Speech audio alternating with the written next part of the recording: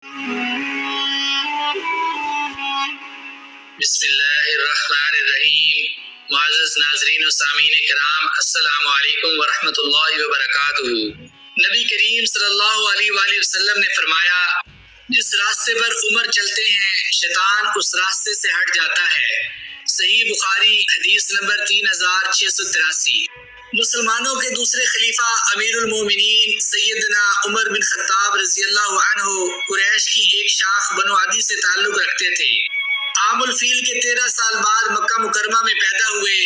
والدہ کا نام حنتمہ بنت ہاشم مخزومیہ تھا۔ ان کی رنگت گوری تھی، قد لمبا تھا۔ لحیم شہیم آدمی تھے، دوڑتے گھوڑے پر اچک کر بیٹھ جایا کرتے تھے۔ زمانے جاہلیت میں عکاظ کے میلے میں دنگل میں کشتی بھی لڑا کرتے تھے۔ نہایت طاقتور تھے۔ ایک مرتبہ لوگوں نے ان کی طاقت کی آزمائش کا فیصلہ کیا۔ اس مقصد کے لیے انہوں نے چمڑے کو گیلا کر کے ان کے پاؤں کے نیچے رکھ دیا۔ اب 7 آدمیوں نے مل کر حضرت عمر رضی اللہ عنہ کے پاؤں تلے سے چمڑا کھینچنا شروع کیا۔ چمڑا نیچے سے پھٹ گیا، لیکن سیدنا عمر فاروق رضی اللہ عنہ کے پاؤں کے نیچے سے باہر نہیں نکل سکا۔ اتنے لمبے تھے کہ اگر لوگوں کے مجمع میں بیٹھے ہوتے تو ایسا محسوس ہوتا کہ آپ کھڑے ہیں۔ اسی طرح اگر لوگ سواری پر اور آپ پیدل ہوتے تب بھی آپ سواروں سے اونچے ہی نظر آتے تھے۔ آپ انتہائی بہادر تھے۔ عرب کے نہایت سمجھدار اور ذہین لوگوں میں ان کا شمار ہوتا تھا۔ اگر کسی جگہ سفارش بھجوانی ہوتی تو انہی کو بھیجا جاتا تھا۔ قریش کی طرح وہ بھی تاجر پیشہ تھے اور شام کے علاقے میں بغرض تجارت جایا کرتے تھے۔ ان کے والد بڑے سخت مزاج تھے۔ آپ بچپن میں اونٹ بھی چرایا کرتے تھے۔ ایک دن حضرت عمر فاروق رضی اللہ عنہ کے ایک ساتھی نے آپ سے کہا، عمر، اسلام لانے سے پہلے میں نے آپ سے پوچھا تھا کہ آپ کی سب سے بڑی آرزو کیا ہے؟ تو آپ نے کہا تھا کہ میری سب سے بڑی خواہش یہ ہے کہ میرے پاس 100 اونٹوں کا ایک ریوڑ ہو جائے۔ میں ان کو چراؤں، اونٹیوں کا دودھ پیوں، ان کی اون سے خیمے بناؤں اور آرام کی زندگی گزاروں۔ آج آپ مسلمانوں کے خلیفہ ہیں، امیر المومنین ہیں۔ آج آپ کی سب سے بڑی تمنا کیا ہے؟ ارشاد فرمایا، آج میری سب سے بڑی آرزو یہ ہے کہ کائنات کا کوئی حصہ ایسا باقی نہ رہے جہاں محمد صلی اللہ علیہ وآلہ وسلم کا پرچم نہ لہرا رہا ہو، اور دنیا میں کوئی ایسی جگہ باقی نہ رہے جہاں آپ کا دین نہ پہنچ جائے۔ حضرت عمر فاروق رضی اللہ عنہ بڑے متواضع اور بہت کم ہنسنے والے تھے۔ وہ اپنی تند مزاجی اور سخت گوئی کے لیے مشہور تھے۔ حضرت عمر فاروق رضی اللہ عنہ کی ایک انگوٹھی پر کفا بالموت واعظا یا عمر کے الفاظ منقش تھے۔ آپ کا شمار عشرہ مبشرہ میں ہوتا ہے۔ آپ کو متعدد موقعوں پر اللہ کے رسول صلی اللہ علیہ وآلہ وسلم نے جنت کی بشارت سنائی۔ رسول کریم صلی اللہ علیہ وآلہ وسلم کا ارشاد مبارک ہے، اگر میرے بعد کوئی نبی ہوتا تو وہ عمر بن خطاب ہوتا۔ جب اللہ کے رسول صلی اللہ علیہ وآلہ وسلم نے نبوت کا دعویٰ کیا تو جن لوگوں نے اسلام کی شدید مخالفت کی ان میں عمر بھی شامل تھے۔ وہ مسلمانوں اور اللہ کے رسول صلی اللہ علیہ وآلہ وسلم کے سخت دشمن تھے۔ اگر کسی کے بارے میں خبر ملتی کہ وہ مسلمان ہو گیا ہے تو اسے خوب مارتے۔ ان کے قبیلے بنو عدی کی ایک لونڈی مسلمان ہو گئی، اسے اس قدر مارتے تھے کہ مارتے مارتے تھک جاتے اور اس لونڈی سے کہتے، میں نے تجھے مروت کی وجہ سے نہیں چھوڑا بلکہ صرف تھک جانے کی وجہ سے چھوڑا ہے۔ مسلمانوں نے طویل عرصے تک ان کے ہاتھوں طرح طرح کی سختیاں جھیلی تھیں۔ وہ آباء و اجداد کی ایجاد کردہ رسموں کا بڑا احترام کرتے تھے۔ ان کی کیفیت دم میں ماشا دم میں تولا کیسی تھی کہ ابھی بھڑکے اور ابھی ڈھیلے پڑ گئے۔ ان کے اسلام لانے کا واقعہ بڑا مشہور ہے۔ ایک دن انہوں نے اپنی تلوار لی اور معاذ اللہ اللہ کے رسول صلی اللہ علیہ وآلہ وسلم کا خاتمہ کرنے کی نیت سے چل پڑے۔ ابھی راستے ہی میں تھے کہ ان کی ملاقات بنو عدی یا بنو زہرہ کے ایک شخص سے ہو گئی۔ سیرت نگاروں نے ان کا نام نعیم بن عبداللہ ادوی لکھا ہے۔ اس نے عمر کے تیور دیکھ کر پوچھا کہ عمر کدھر کا ارادہ ہے؟ جواب دیا کہ محمد صلی اللہ علیہ وآلہ وسلم کی طرف جا رہا ہوں۔ وہ قریش کے معبودوں کو برا بھلا کہتا ہے، آج میں اس کا خاتمہ کرنے کا ارادہ رکھتا ہوں۔ اس نے کہا کہ محمد صلی اللہ علیہ وآلہ وسلم کو قتل کر کے تم بنو ہاشم اور بنو زہرہ سے کیسے بچ سکو گے؟ عمر نے کہا کہ لگتا ہے کہ تم بھی اپنا پچھلا دین چھوڑ کر بے دین ہو چکے ہو۔ اس نے کہا کہ عمر، میں تمہیں ایک تعجب انگیز بات نہ بتاؤں؟ تمہارے بہنوئی سعید اور بہن فاطمہ نے بھی اپنے آباء و اجداد کے دین کو چھوڑ دیا ہے۔ عمر یہ سن کر غصے سے بے قابو ہو گئے۔ اب ان کا رخ اپنی بہن کے گھر کی طرف ہو گیا۔ انہوں نے دروازے پر بڑی زور کی دستک دی۔ اندر سے آواز آئی، کون ہے؟ انہوں نے غصے سے جواب دیا، ابن خطاب۔ گھر کے اندر بہنوئی اور بہن سیدنا خباب بن ارت رضی اللہ عنہ سے قرآن پڑھ رہے تھے۔ عمر کی آواز سنی تو خباب رضی اللہ عنہ گھر کے اندر چھپ گئے۔ بہن نے اٹھ کر دروازہ کھولا۔ عمر نے سخت غصے کے عالم میں کہا، اپنی جان کی دشمن، میں نے سنا ہے کہ تم صحابی بن گئی ہو۔ عمر قرآن کی تلاوت کی دھیمی دھیمی آواز سن چکے تھے۔ پوچھا، یہ آواز کیسی تھی جو میں نے گھر کے باہر سنی؟ انہوں نے کہا کہ خاص بات نہیں، بس آپس میں باتیں کر رہے تھے۔ کہنے لگے، مجھے معلوم ہوا ہے کہ تم دونوں بے دین ہو چکے ہو۔ بہنوئی سعید رضی اللہ عنہ نے کہا، عمر یہ بتاؤ، اگر حق تمہارے دین کی بجائے کسی اور دین میں ہو تو پھر؟ بس ان الفاظ کا سننا تھا کہ آؤ دیکھا نہ تاؤ۔ جھٹ بہنوئی کو مارنا شروع کر دیا۔ بہن آگے بڑھی، اس نے اپنے خاوند کو چھڑانے کی کوشش کی تو اسے بھی تھپڑ مار دیا۔ اس کا چہرہ خون آلود ہو گیا۔ ابن اسحاق کے مطابق سر میں چوٹ آئی۔ بہن نے روتے ہوئے کہا، اے ابن خطاب، جو جی چاہے کر لو، میں مسلمان ہو گئی ہوں۔ ہاں میں نے اسلام قبول کر لیا ہے۔ اور پھر اپنے خاوند والے الفاظ دہراتے ہوئے کہا، اگر تمہارے دین کے بجائے دوسرا دین ہی برحق ہو تو پھر؟ ہاں میں کہتی ہوں، اشہد ان لا الہ الا اللہ و اشہد ان محمد رسول اللہ۔ کتنے پاکیزہ ہیں یہ کلمات، ان کے اندر کتنی زبردست کشش اور کتنی قوت ہے۔ روتی ہوئی بہن جس کے چہرے سے خون بہہ رہا تھا، اور وہ کس عزم، کیسے ولولے، کیسے حوصلے اور کتنے یقین کے ساتھ کلمہ حق، کلمہ طیبہ پڑھ رہی تھی۔ بہن کی یہ جرأت و صلابت دیکھ کر یکا بھائی کا دل پسیج گیا، سارا غم و غصہ مان پڑ گیا۔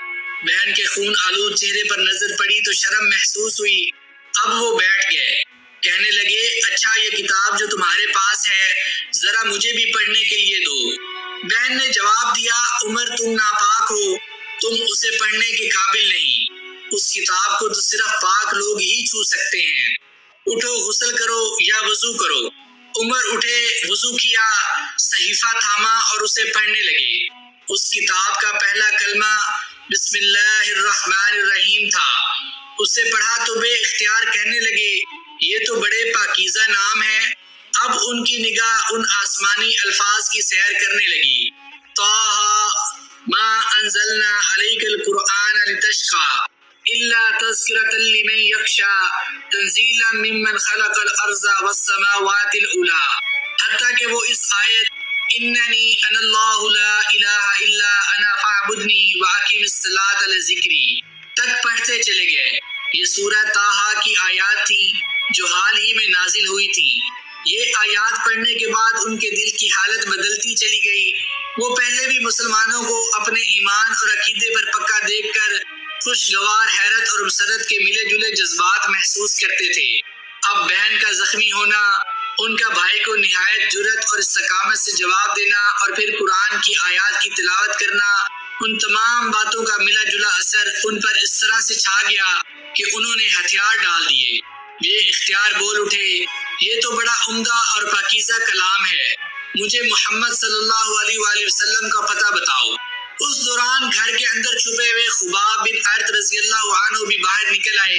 انہوں نے آ کر خوشخبری سنائی کہ ابھی چند دن پہلے ہی اللہ کے رسول صلی اللہ علیہ وآلہ وسلم نے دعا کی تھی، اے اللہ، تیرے نزدیک عمر بن خطاب یا عمر بن حشام میں سے جو زیادہ محبوب ہے اس کے ذریعے اسلام کو قوت پہنچا۔ میں امید کرتا ہوں کہ تم ہی اللہ کے رسول صلی اللہ علیہ وآلہ وسلم کی دعا کے مصداق ہو۔ جب انہیں اس بات کا یقین ہو گیا کہ عمر کے دل کی حالت بدل چکی ہے اور وہ اسلام قبول کرنے کے لیے تیار ہیں تو انہوں نے رسول اللہ صلی اللہ علیہ وآلہ وسلم کا پتہ بتا دیا۔ صفا پہاڑی کے دامن میں ارکم بن ابی ارکم رضی اللہ عنہ کے مکان میں اللہ کے رسول صلی اللہ علیہ وآلہ وسلم اپنے صحابہ کے ساتھ مقیم تھے۔ بنو مخزوم سے تعلق رکھنے والے ارکم رضی اللہ عنہ اسلام کے لیے بڑے مخلص تھے۔ وہ وہاں اللہ کے رسول صلی اللہ علیہ وآلہ وسلم کی صحبت اور صحابہ کرام کی معیت میں رہ کر دین سیکھتے اور اللہ کے ساتھ ہر لحظہ اپنا تعلق بڑھاتے تھے۔ اب عمر کا رخ دار ارقم کی طرف تھا۔ انہوں نے دروازے پر دستک دی۔ ایک صحابی نے دروازے سے جھانک کر دیکھا تو عمر شمشیر سے مسلح نظر آئے۔ اللہ کے رسول صلی اللہ علیہ وآلہ وسلم کو اطلاع دی گئی۔ سب لوگ سمٹ کر یکجا ہو گئے۔ چند دن پہلے ہی سید الشہداء امیر حمزہ رضی اللہ عنہ نے اسلام قبول کیا تھا۔ یہ بھی بڑے نامور اور بہادر جرنیل تھے۔ صحابہ کو تردد تھا کہ مبادا عمر برے ارادے سے آیا ہو، کیونکہ ان کے گلے میں تلوار لٹک رہی تھی۔ سیدنا امیر حمزہ رضی اللہ عنہ نے ساتھیوں کو تسلی دی اور کہا دروازہ کھول دو۔ اگر عمر خیر کی نیت سے آیا ہے تو ہم اسے خیر عطا کریں گے، اور اگر کوئی برا ارادہ لے کر آیا ہے تو اسی کی تلوار سے اس کا کام تمام کر دیں گے۔ اللہ کے رسول صلی اللہ علیہ وآلہ وسلم نے فرمایا دروازہ کھول دو۔ عمر اندر داخل ہوئے تو اللہ کے رسول صلی اللہ علیہ وآلہ وسلم نے ان کے کپڑوں کو پکڑ کر اپنی طرف کھینچا اور ارشاد فرمایا، عمر کیا تم اس وقت تک باز نہیں آؤ گے جب تک اللہ تعالیٰ تم پر بھی ویسی ہی ذلت و رسوائی اور عبرتناک سزا نازل نہ فرما دے جیسی ولید بن مغیرہ پر نازل ہوئی تھی؟ پھر فرمایا، یا اللہ یہ عمر بن خطاب ہے، یا اللہ اسلام کو عمر بن خطاب کے ذریعے قوت و عزت عطا فرما۔ عمر فاروق رضی اللہ عنہ نے بے اختیار بآواز بلند کہا، اشہد ان لا الہ الا اللہ و اشہد انک رسول اللہ۔ یہ سن کر مسلمانوں نے اتنی زور سے تکبیر کہی کہ اسے مسجد حرام اور چراہوں پر موجود لوگوں نے بھی سنا۔ اب اللہ کے رسول صلی اللہ علیہ وآلہ وسلم نے ان کی استقامت کے لیے دعائیں فرمائیں۔ سیدنا عمر رضی اللہ عنہ کے اسلام لانے سے کفر کی صفوں میں کوہرام مچ گیا۔ مسلمانوں کو عزت و توقیر ملی، اسلام کی شان و شوکت میں اضافہ ہوا۔ سیدنا عبداللہ بن مسعود رضی اللہ عنہ کہا کرتے تھے، جب سے عمر رضی اللہ عنہ نے اسلام قبول کیا ہم مسلسل عزت و توقیر کے ساتھ رہے۔ حضرت عمر فاروق رضی اللہ عنہ بیان کرتے ہیں کہ جب میں نے اسلام قبول کیا تو دل میں سوچا کہ اللہ کے رسول صلی اللہ علیہ وآلہ وسلم کا سب سے بڑا دشمن کون ہے؟ سوچا اور غور کیا تو دل نے کہا کہ وہ ابو جہل ہے۔ میں فوراً اس کے گھر گیا، دروازہ کھٹکھٹایا، وہ باہر آیا، مجھے دیکھ کر کہنے لگا مرحبا و اہلاً، کیسے آنا ہوا؟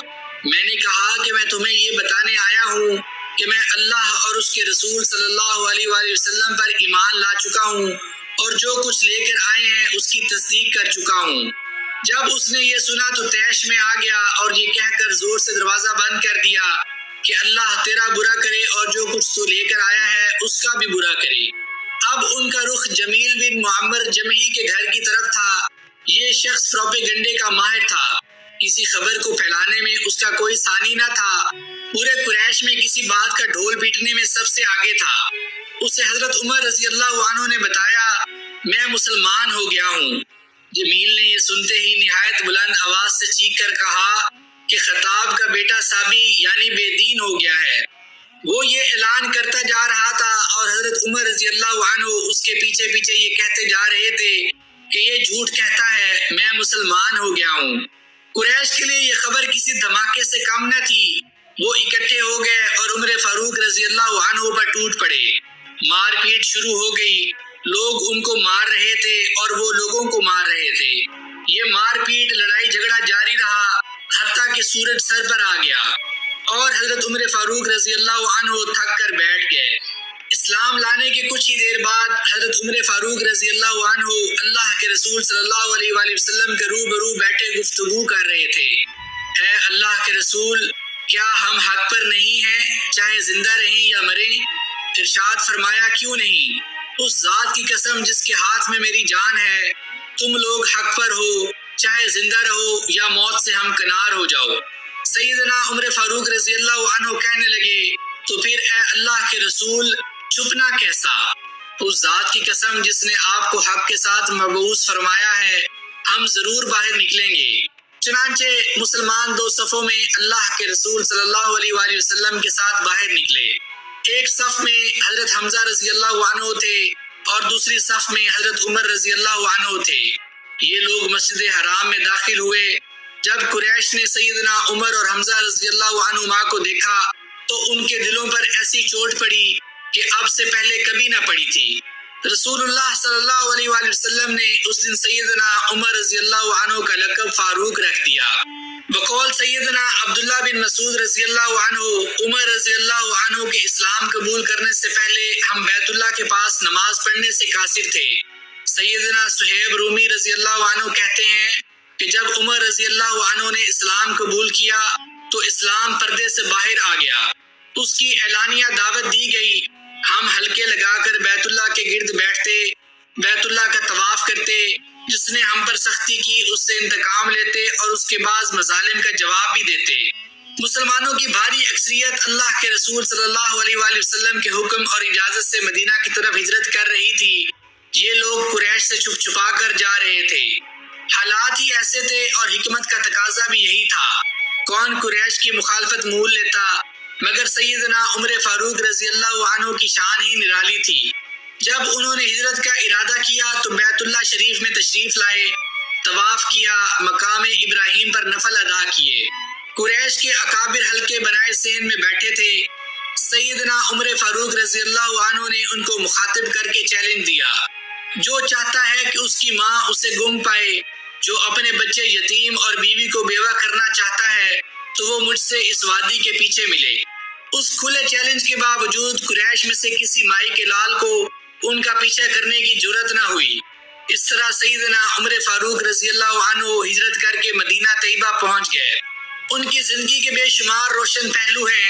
ایک مرتبہ اللہ کے رسول صلی اللہ علیہ وآلہ وسلم نے نماز فجر کے بعد صحابہ کرام رضی اللہ عنہم سے فرمایا، میں نے رات ایک خواب دیکھا کہ ایک بہت بڑا کھیت ہے، اس میں طرح طرح کے پھل اور سبزیاں اگی ہوئی ہیں۔ اس کھیت کو پانی کی ضرورت ہے کہ کوئی آئے اور کھیت کو پانی سے سیراب کرے۔ میں نے دیکھا کہ ابو بکر آئے، آپ نے کنویں سے پانی کے ڈول نکال کر کھیت میں ڈالنے شروع کیے تاکہ کھیت کو سیراب کیا جائے۔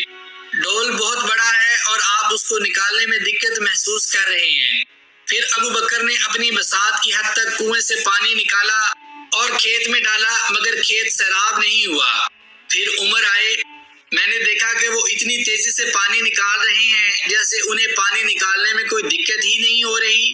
میں نے زندگی بھر کنویں سے اس قدر تیزی سے پانی نکالتے ہوئے کسی کو نہیں دیکھا۔ اتنی تیزی سے پانی نکال رہے ہیں کہ کھیت پانی سے بھر گیا، لیکن عمر کے ڈول نکالنے میں کوئی کمی نہیں آئی، بلکہ پانی کھیت کے منڈیروں سے باہر چھلکنے لگا۔ اس کے بعد میری آنکھ کھل گئی۔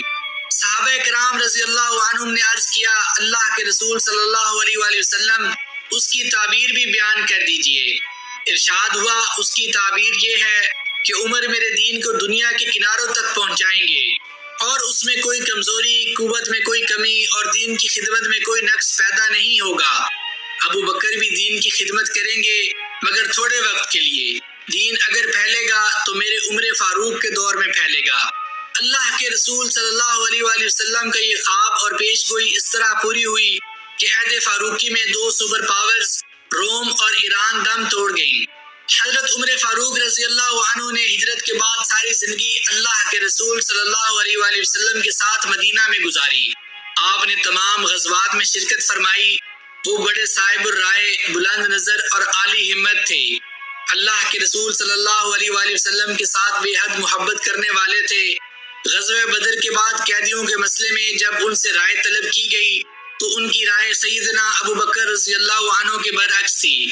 حضرت ابو بکر رضی اللہ عنہ کا مشورہ یہ تھا کہ کفار سے فدیہ لے کر انہیں چھوڑ دیا جائے، مگر حضرت عمر فاروق رضی اللہ عنہ نے کہا، واللہ میری وہ رائے نہیں جو ابو بکر رضی اللہ عنہ کی ہے۔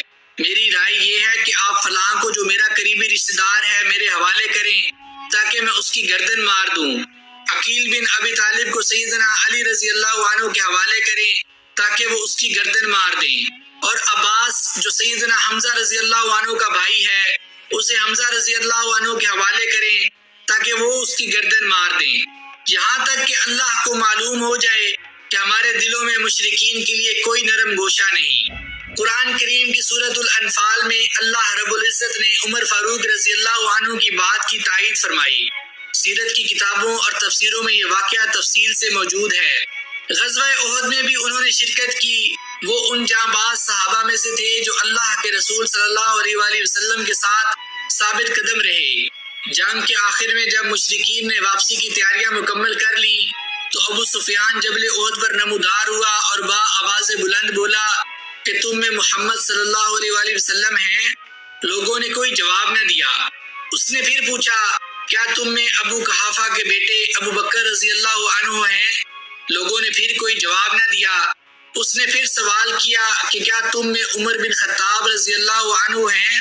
لوگوں نے اس مرتبہ بھی کوئی جواب نہ دیا کیونکہ اللہ کے رسول صلی اللہ علیہ وآلہ وسلم نے جواب دینے سے منع فرمایا تھا۔ ابو سفیان نے ان تین کے سوا کسی اور کے متعلق نہ پوچھا کیونکہ اسے معلوم تھا کہ اسلام کا قیام انہی تینوں کے ذریعے ہے۔ جب اسے کوئی جواب نہ ملا تو اس نے کہا چلو ان تینوں سے چھٹی ملی۔ یہ سن کر حضرت عمر فاروق رضی اللہ عنہ بے قابو ہو گئے اور بولے اے اللہ کے دشمن، جن کا تو نے نام لیا ہے وہ سب زندہ ہیں اور ابھی اللہ نے تیری رسوائی کا سامان باقی رکھا ہے۔ اس کے بعد ابو سفیان نے کہا تمہارے مقتولین کا مسئلہ ہوا ہے لیکن میں نے نہ اس کا حکم دیا تھا نہ اس کا برا منایا ہے۔ پھر نعرہ لگایا حبل بلند ہو۔ نبی صلی اللہ علیہ وآلہ وسلم نے فرمایا تم لوگ جواب کیوں نہیں دیتے؟ صحابہ نے عرض کیا کیا جواب دیں؟ آپ صلی اللہ علیہ وآلہ وسلم نے فرمایا کہو اللہ اعلیٰ اور برتر ہے۔ ابو سفیان نے نعرہ لگایا ہمارے لیے عزا اور تمہارے لیے عزا نہیں۔ نبی صلی اللہ علیہ وآلہ وسلم نے فرمایا جواب کیوں نہیں دیتے؟ صحابہ نے دریافت کیا کیا جواب دیں؟ آپ صلی اللہ علیہ وآلہ وسلم نے فرمایا کہو اللہ ہمارا مولا ہے اور تمہارا کوئی مولا نہیں۔ اس کے بعد ابو سفیان نے کہا کتنا اچھا کارنامہ رہا، آج کا دن جنگ بدر کے دن کا بدلہ ہے۔ حضرت عمر رضی اللہ عنہ نے جواب میں کہا برابر کا معاملہ نہیں، ہمارے مقتولین جنت میں اور تمہارے مقتولین جہنم کے شعلوں میں ہیں۔ اس کے بعد ابو سفیان نے کہا عمر میرے قریب آؤ۔ رسول اللہ صلی اللہ علیہ وآلہ وسلم نے فرمایا جاؤ دیکھو کیا کہتا ہے۔ وہ قریب گئے تو ابو سفیان نے کہا عمر میں اللہ کا واسطہ دے کر پوچھتا ہوں کہ ہم نے محمد صلی اللہ علیہ وآلہ وسلم کو قتل کر دیا ہے؟ حضرت عمر رضی اللہ عنہ نے کہا واللہ نہیں، بلکہ اس وقت وہ تمہاری باتیں سن رہے ہیں۔ ابو سفیان نے کہا تم میرے نزدیک ابن کما سے زیادہ سچے اور راست باز ہو۔ حضرت عمر فاروق رضی اللہ عنہ کی زندگی کا جائزہ لیں تو معلوم ہوتا ہے کہ وہ کافروں کے بارے میں بڑا سخت رویہ رکھتے تھے اور مسلمانوں سے ان کا رویہ بڑا نرم تھا۔ صلح حدیبیہ کے موقع پر اللہ کے رسول صلی اللہ علیہ وآلہ وسلم کے ساتھ ان کی گفتگو خاصی سخت تھی۔ اس پر وہ ساری زندگی اللہ تعالیٰ سے معافی مانگتے رہے، نوافل پڑھتے اور صدقہ و خیرات کرتے رہے، مگر جن حالات میں اور جن شرائط پر صلح ہوئی ان پر عمر فاروق رضی اللہ عنہ جیسی اللہ اکبر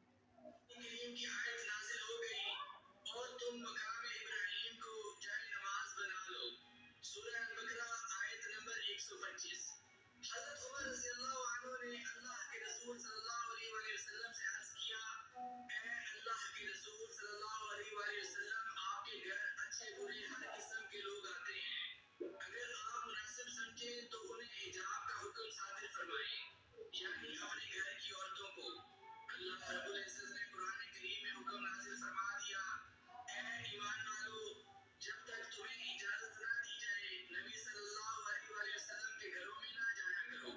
کھانے کے لیے بھی اجازت کے بعد جاؤ، یہ نہیں کہ پہلے سے جا کر بیٹھ گئے اور کھانا پکنے کا انتظار کرتے رہے، بلکہ جب بلایا جائے تب جاؤ، اور جب کھا چکو تو وہاں سے نکل کھڑے ہو، وہی باتوں میں مشغول نہ ہو جایا کرو۔ نبی صلی اللہ علیہ وآلہ وسلم کو تمہاری یہ حرکت ناگوار گزرتی ہے، لیکن وہ لحاظ کر جاتے ہیں، اور اللہ بیان حق میں کسی کا لحاظ نہیں کرتا۔ جب تم نبی صلی اللہ علیہ وآلہ وسلم کی بیویوں سے کوئی چیز طلب کرو تو پردے کے پیچھے سے طلب کرو، تمہارے اور ان کے دلوں کی کامل پاکیزگی یہی ہے۔ نہ تمہیں یہ جائز ہے کہ تم رسول اللہ صلی اللہ علیہ وآلہ وسلم کو تکلیف دو، اور نہ تمہیں یہ حلال ہے کہ آپ کے بعد کسی وقت بھی آپ کی بیویوں سے نکاح کرو۔ بے شک تمہارا یہ فعل اللہ کے نزدیک بہت بڑا گناہ ہے۔ سورۃ الاحزاب آیت نمبر 53۔ شراب کے متعلق ان کی خواہش تھی کہ یہ حرام ہو جائے، اس لیے ان کی دعا تھی، اے اللہ شراب کے بارے میں واضح اور شافی احکام نازل فرما۔ اس پر اللہ تعالیٰ نے سورۃ المائدہ میں ارشاد فرمایا، اے ایمان والو، بات یہی ہے کہ شراب، جوا اور تھان بتوں کی پوجا کی جگہ اور فال کے تیر یہ سب گندی باتیں اور شیطانی کام ہیں، ان سے بالکل الگ رہو تاکہ تم فلاح یاب ہو جاؤ۔ شیطان تو چاہتا ہے کہ شراب اور جوئے کے ذریعے تمہارے درمیان عداوت اور بغض پیدا کر دے، اور اللہ کی یاد اور نماز سے تم کو باز رکھے۔ پھر کیا تم باز آنے والے ہو؟ سورۃ المائدہ آیت نمبر 90 اور 91۔ اللہ کے رسول صلی اللہ علیہ وآلہ وسلم کے وصال کے بعد سب سے اہم مسئلہ آپ کے خلیفہ کا انتخاب تھا۔ مسلمانوں کی اتنی بڑی سلطنت کو بغیر خلیفہ کی خالی چھوڑنا بڑا خطرناک تھا۔ انصار کی بڑی شخصیات ثقیفہ بن سعدہ میں جمع تھی۔ حضرت عمر رضی اللہ عنہ کو اطلاع ملی تو حضرت ابوبکر رضی اللہ عنہ کے ساتھ وہاں پہنچ گئے۔ انہوں نے جس حکمت عملی اور ذہانت سے حضرت ابوبکر صدیق رضی اللہ عنہ کے ہاتھ پر بیعت کی، اس نے امت کو ایک بڑے فتنے سے بچا لیا۔ فتنہ ارتداد کے زمانے میں وہ خلیفہ وقت کے ساتھ کھڑے تھے۔ مسلمانوں میں مکمل اتحاد اور یکجہتی کی ضرورت تھی۔ بعض لوگوں نے زکوٰۃ دینے سے انکار کر دیا تھا،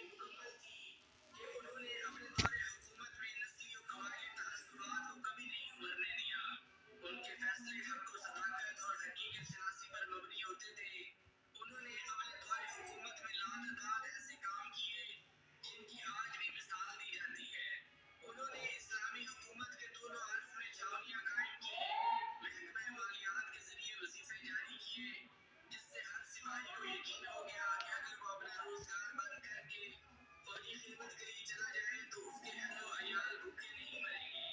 محکمہ مالیات سے غیر مسلموں کو بھی وظائف دیے گئے تاکہ وہ مسلمانوں کے وفادار رہیں۔ انہوں نے امہات المومنین کے لیے بھی وظیفے مقرر کیے۔ حضرت عائشہ رضی اللہ عنہما کو وظیفہ دیا مگر انہوں نے لینے سے انکار کر دیا۔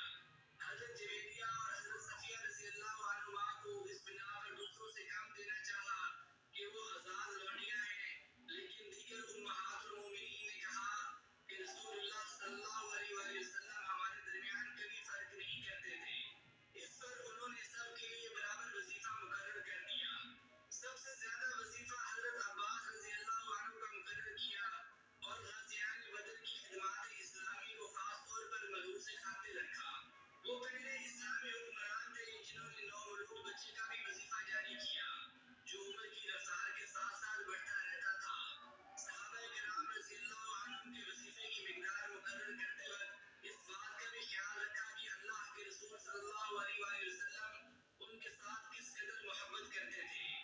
مثلاً حضرت اسامہ بن زید رضی اللہ عنہ کا وظیفہ 5000 درہم مقرر کیا اور اپنے بیٹے عبداللہ رضی اللہ عنہ کا 4000 یا ایک روایت کے مطابق 2000 درہم مقرر کیا۔ بیٹے نے عرض کیا ابا جان میں اسامہ رضی اللہ عنہ سے کسی طرح کم نہیں ہوں، جتنی جنگیں انہوں نے لڑی میں نے بھی لڑی، جہاں وہ گئے اور بھلائی کے کام کیے میں بھی پیچھے نہیں رہا۔ حضرت عمر فاروق رضی اللہ عنہ نے فرمایا بیٹا تمہاری بات ٹھیک ہے مگر یاد رکھو کہ اسامہ رضی اللہ عنہ جتنا اللہ کے رسول صلی اللہ علیہ وآلہ وسلم کو محبوب تھے اتنے تم نہیں تھے، اور اسی طرح جتنا اس کا باپ یعنی زید رضی اللہ عنہ اللہ کے رسول صلی اللہ علیہ وآلہ وسلم کو محبوب تھا اتنا تمہارا باپ اللہ کے رسول صلی اللہ علیہ وآلہ وسلم کو محبوب نہ تھا۔ حضرت عمر فاروق رضی اللہ عنہ نے اپنی زندگی انتہائی سادگی سے بسر کی، بیت المال سے کبھی ایک پائی بھی ناجائز نہیں لی۔ ان کے سالانہ اخراجات بالکل عام سپاہی کے برابر تھے۔ شام کے دورے پر گئے تو صرف ایک اونٹ تھا جس پر باری باری وہ خود اور ان کا غلام سوار ہوتا تھا، اور یہ عجیب اتفاق تھا کہ جب منزل مقصود پر پہنچے تو اونٹ پر غلام بیٹھا تھا۔ اس نے گزارش کی کہ لوگ استقبال کے لیے آئے ہیں، اب آپ سوار ہو جائیں، میں مہار تھام لیتا ہوں، مگر انہوں نے قبول نہ کیا۔ سیدہ ام کلثوم رضی اللہ عنہا نے ایک مرتبہ استنبول جانے والے سفیر کو چپکے سے ایک تحفہ دیا کہ میری طرف سے ہرکل کی بیوی کو پہنچا دینا۔ اس نے واپسی پر ایک قیمتی ہار تحفے میں ارسال کیا۔ حضرت عمر فاروق رضی اللہ عنہ کو اطلاع ملی تو مسجد میں سرعام یہ واقعہ بیان کیا اور لوگوں کی رائے معلوم کی۔ سب نے کہا کہ تحفہ کے بدلے تحفہ، اس میں کوئی حرج نہیں، بالکل جائز ہے۔ انہوں نے کہا کہ نہیں، نجی تحفہ سرکاری درندے کے ہاتھ بھیجا گیا۔ پھر بیوی سے معلوم کیا کہ اس کے اپنے بیچے ہوئے تحفے کی کیا قیمت تھی، پھر اتنی رقم سرکاری خزانے سے دلائی اور رومی تحفہ بیت المال میں جمع کرا دیا۔ ان کی زندگی کا بڑا مشہور واقعہ ہے کہ ایک دن دوپہر کے وقت مدینہ سے باہر دورہ کر رہے تھے، اس دوران نیند کا غلبہ ہوا، ایک درخت کے نیچے کچھ بچھائے